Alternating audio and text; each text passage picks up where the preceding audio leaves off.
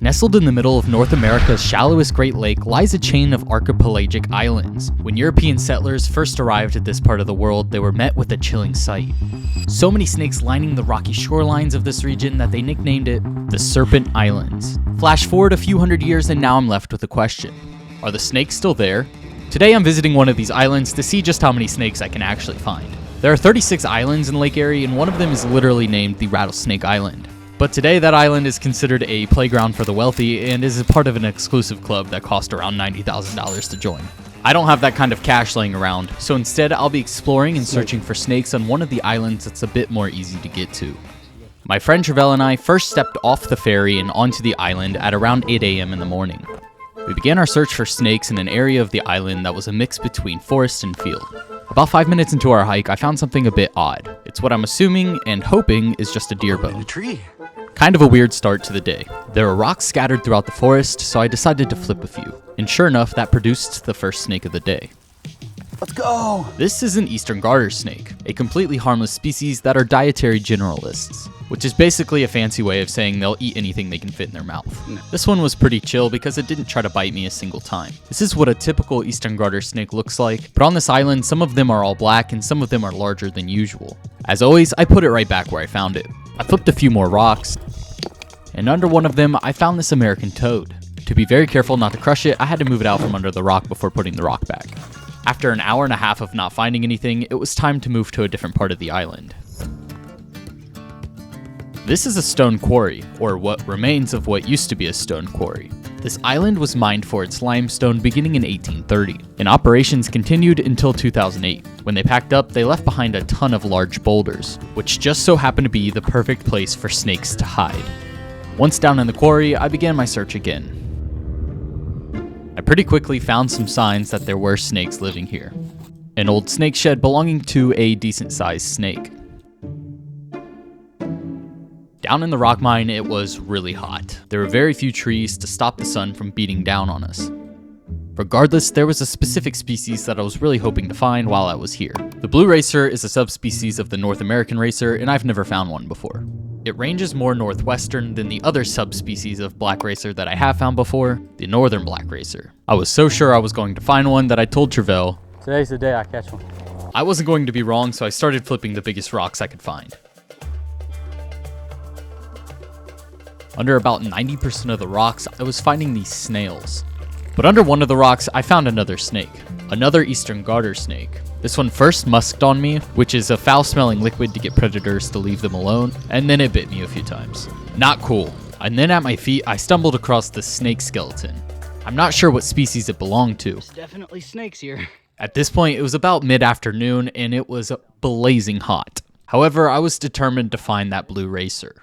Also, neither of us had had any water in a few hours, and the heat was really starting to get to us. It's one thing to be hot and sweaty when you're finding snakes, it's something different when you're not finding anything.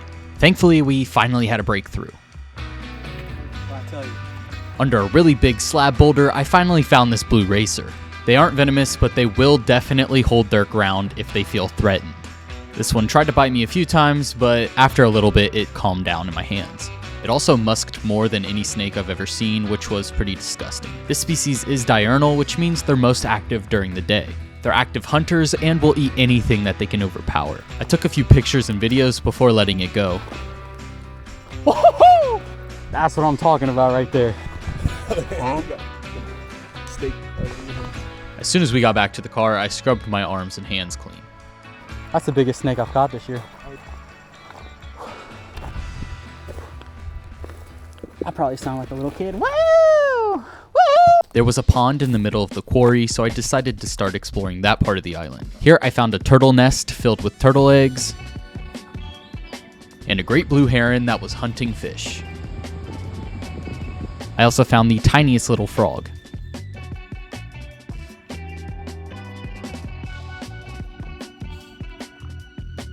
With every snake we found, it was becoming increasingly clear why the European settlers called this place Serpent Island. However, I doubt they were flipping rocks and going out of their way to find snakes. It was much more likely that they were encountering snakes on a part of the island that I hadn't yet explored. A subspecies of the common water snake known as the Lake Erie water snake was found everywhere at the time.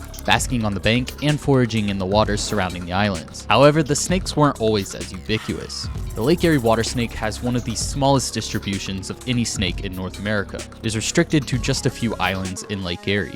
By the mid-20th century, the Lake Erie water snake population began to decline significantly. Human development on the islands led to a loss of habitat. There were even large efforts to eradicate these snakes from the islands because people thought that they were a venomous species. By the 90s, the situation became dire. There were only 2,000 individuals left, and in 1999, the US Fish and Wildlife Service classified them as threatened.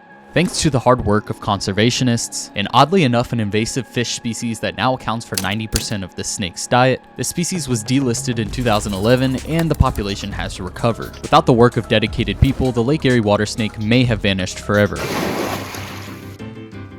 I moved my efforts onto the rocky shoreline of the island.